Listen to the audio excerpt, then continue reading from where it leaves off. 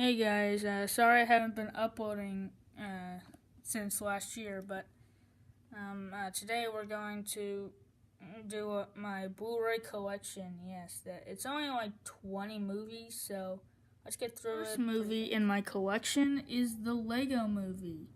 I really like this movie. I saw it in the theaters and I didn't really know much about it, and I came out of it just a smile on my face. I like this film. It's funny, it's loving, and it's a really cute story. I'll give this movie an 8 out of 10. The next film in my Blu-ray collection is the Peanuts movie. Yes, it's the one that is based on the Charlie Brown comics. And it's actually a good story, and I think it's a really cute movie. I'll give this one, again, an 8 out of 10. The next movie in my collection is, oh my god, do I need to review this? It's a 0 out of 10 movie. It's an absolute abomination to all of cinema. It's a horrible movie. Who bought this movie? The next movie in my collection is Monsters University. It's a prequel to Monsters, Inc., and it's a good prequel to the film, and I think it's a very heartwarming story. I think it deserves a 7 out of 10. The next movie in my collection is Star Wars The Force Awakens. It's basically a complete copy of A New Hope, like everybody says, but it's actually has some original parts in it. And I'm a fan of Star Wars, so I'll keep giving these ones good ratings, so I'll give it an 8.5 out of 10. The next movie I have in my collection is Inception. Yes, the Chris Nolan classic. And I really like all the performances in this movie, especially Leonardo DiCaprio as Dominic Cobb. And it's a good story, it's mind-bending, it's a great movie. I give this one an 8.5 out of 10. The next movie I have in my collection is E.T., and I would never know that I would cry at a puppet leaving on a spaceship to go home. And it's a great story, great characters, and the bicycle over the moon is still just memorizing to this day. This movie gets an 8 out of 10. The next movie I have in my collection is Die Hard.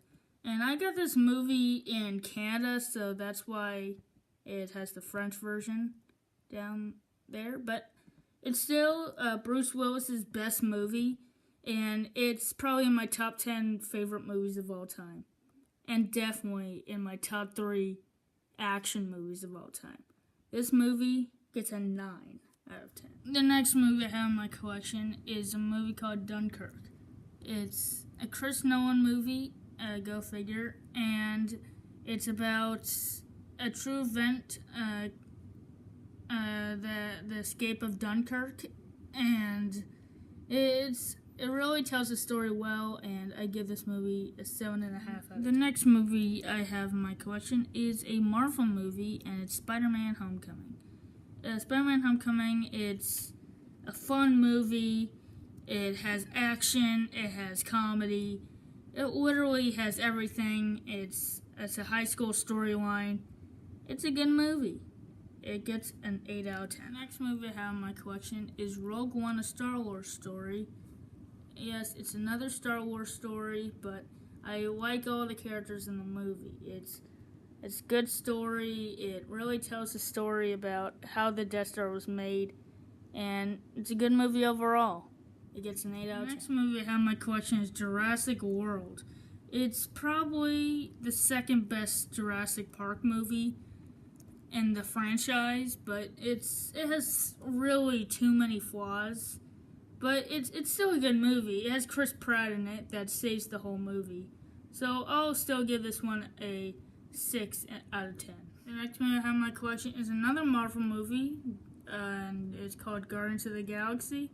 And it's a good movie. It's original. It has all these characters that are funny and lovable, and you just can't help but laugh at some of the jokes.